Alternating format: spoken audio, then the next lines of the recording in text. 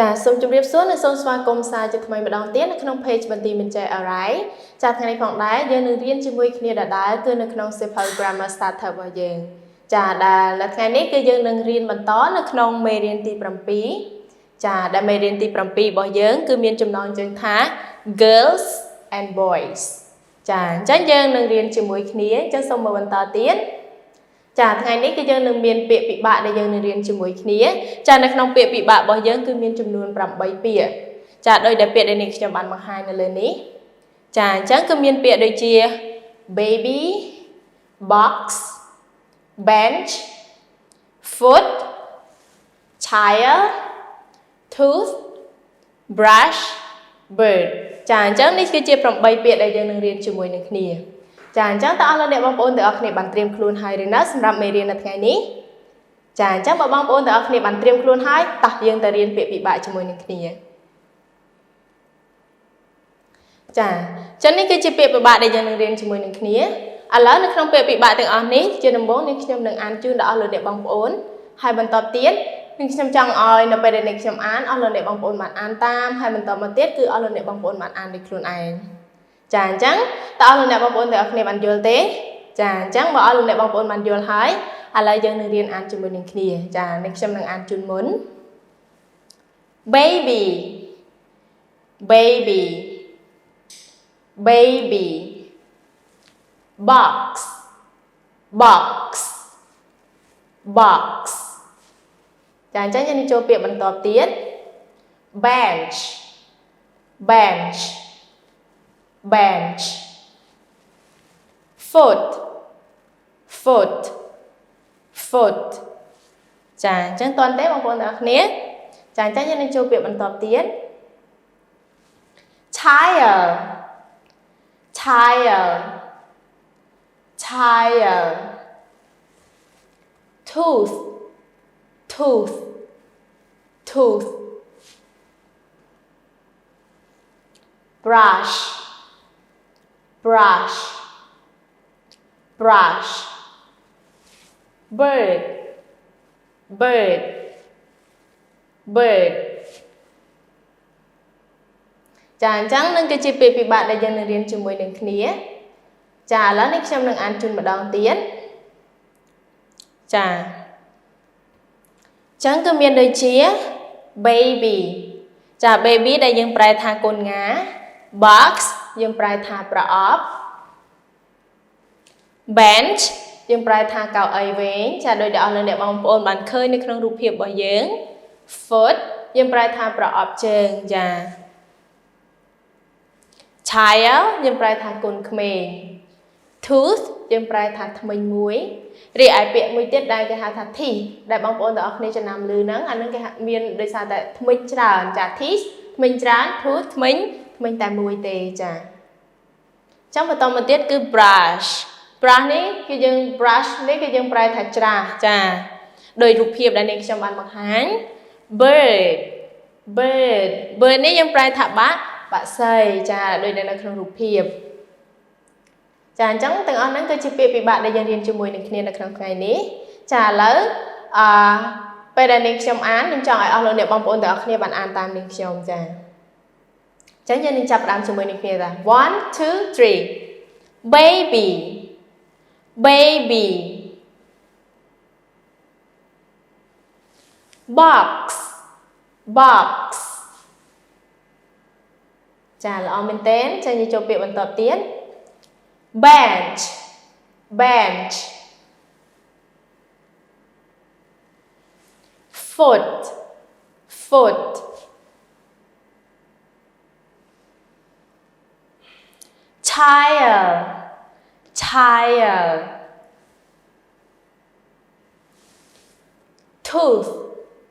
tooth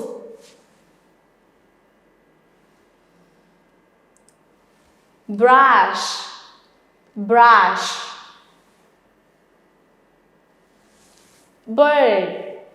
bird ចាល្អមែនទែនអរលោកអ្នកបងប្អូនទាំងអស់គ្នាចាសម្រាប់ការអាននៅក្នុងពាក្យពិបាកនេះចាអញ្ចឹងបន្តមកទៀតគឺអរលោកអ្នកបងប្អូនអានដោយខ្លួនឯងពាក្យរបស់ដល់ក្នុងពាក្យទាំងអស់របស់យើងតែម្ដងចាអញ្ចឹងនេះខ្ញុំនឹង រាប់ជូនហើយអស់លោកអ្នកបងប្អូនចាប់ផ្ដើមចាចាអញ្ចឹងខ្ញុំរាប់ជូន 1 2 3 ចាចាប់ផ្ដើម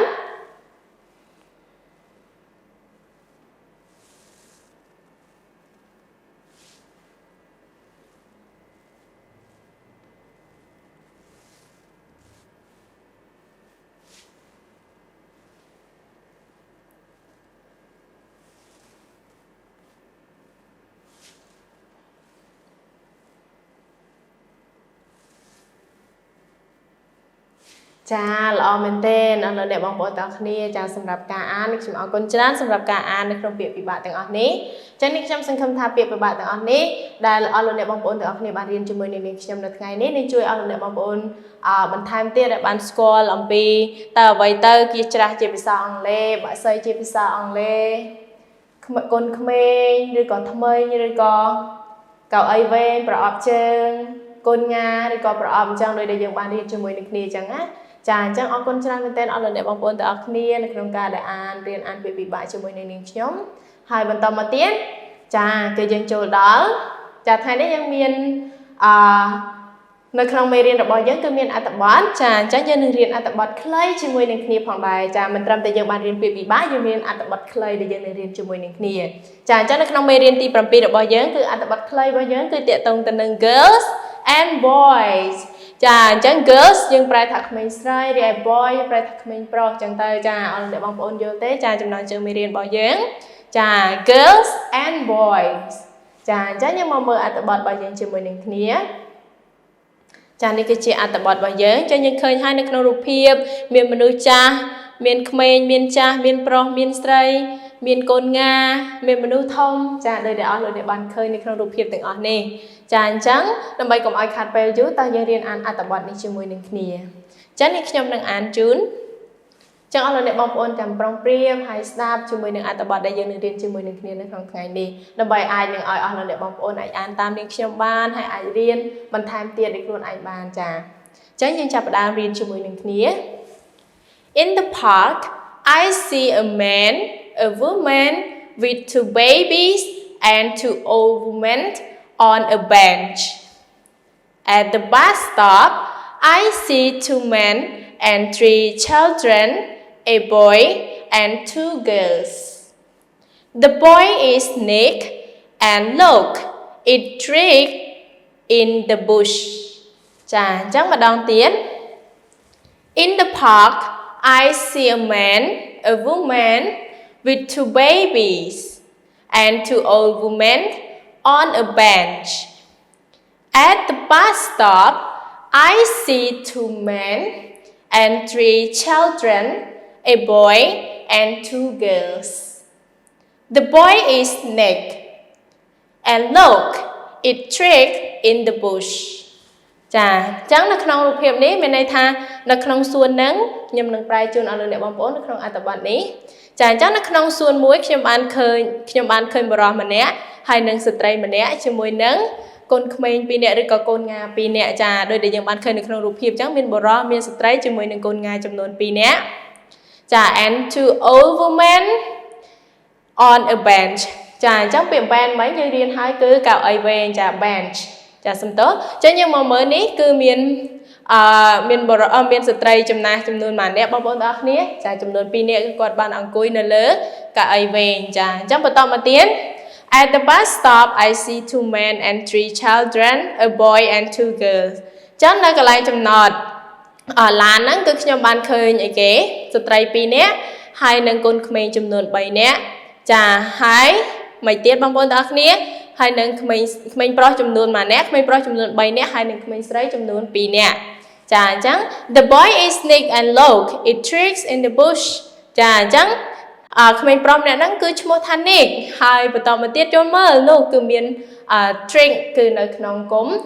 ចាគឺនៅក្នុងអីគេនៅក្នុងព្រៃចានៅក្នុងគុំព្រៃឬក៏នៅក្នុងកំពតឈើកំពតព្រៃសំទោសចានៅក្នុងកំពតព្រៃព្រៃតូចៗយ៉ាងហ្នឹងណាចាអញ្ចឹងយើងសាកមើលទាំងអស់គ្នាតើណា trick គាត់នៅឡើយណាចានេះគឺនៅឡើយនេះគាត់ពួននៅឡើយនេះចាអញ្ចឹងរៀងព្រាលបន្តិចហើយអធិស្ឋានបងប្អូនសម្រាប់រូបភាពចាអញ្ចឹងនេះគឺជា មេរៀនដែលយើងបានរៀនជាមួយនឹងគ្នានៅក្នុងថ្ងៃនេះចាអញ្ចឹងបន្តមកទៀតអស់លោកអ្នកបងប្អូនពេលដែលនាងខ្ញុំអានគឺសូមអានអត្ថបទនេះជាមួយនឹងគ្នាចាតោះយើងអានជាមួយនឹងគ្នា In the park I see a man, a woman with 2 babies and 2 old women on a bench. At the bus stop, I see 2 men and 3 children, a boy and 2 girls. The boy is Nick, and look, it's trick in the bush. ចាអញ្ចឹងល្អមែនទែនអរលោកអ្នកបងប្អូនទាំងអស់គ្នាចាអញ្ចឹងនៅក្នុងមេរៀនរបស់យើងនៅថ្ងៃនេះគឺយើងមានតែប៉ុណ្្នឹងឯងចាអញ្ចឹងយើងមានពាក្យពិបាកហើយយើងមានអត្ថបទខ្លីដែលយើងរៀនជាមួយគ្នាដែលចំណងជើងមេរៀននៅក្នុងមេរៀនទី7របស់យើងនិយាយអំពី boys and girls ចាអញ្ចឹងនៅក្នុងអត្ថបទនេះអញ្ចឹងសូមអរលោកអ្នកបងប្អូនបានក្រោយពីរៀនជាមួយនឹងនាងខ្ញុំហើយសូមហ្វឹកហាត់បន្ថែមទៀតនៅតាមគេហដ្ឋានអរលោកអ្នកបងប្អូនក្នុងការដែលរៀនអានរៀនបកប្រែដោយខ្លួនឯងដើម្បីឲ្យកាន់តែអរលោកអ្នកបងប្អូនកាន់តែរីកចម្រើនថែមទៀតចាជាមួយនឹងការរៀនភាសាអង់គ្លេសនៅក្នុងសៀវភៅ Grammar Starter របស់យើងទាំង vocab ដែលយើងបានរៀនជាមួយនឹងគ្នានៅក្នុងថ្ងៃនេះទាំងអត្ថបទខ្លីដែលយើងបានរៀនជាមួយនឹងគ្នានៅក្នុងថ្ងៃនេះផងដែរចាចឹងខ្ញុំសង្ឃឹមថាតាមរយៈការរៀនភាសាអង់គ្លេសនៅក្នុងថ្ងៃនេះនឹងជួយឲ្យអស់លោកអ្នកបងប្អូនបានកាន់តែរីកចម្រើនថែមទៀតនៅក្នុងផ្នែកភាសាអង់គ្លេសចាអញ្ចឹងជាចុងក្រោយនឹងខ្ញុំមានតែប៉ុណ្្នឹងឯងចឹងនេះខ្ញុំសូមអរគុណសូមជម្រាបលាចាសូមព្រះប្រទានពរជួបគ្នានៅឱកាសក្រោយបាយបាយ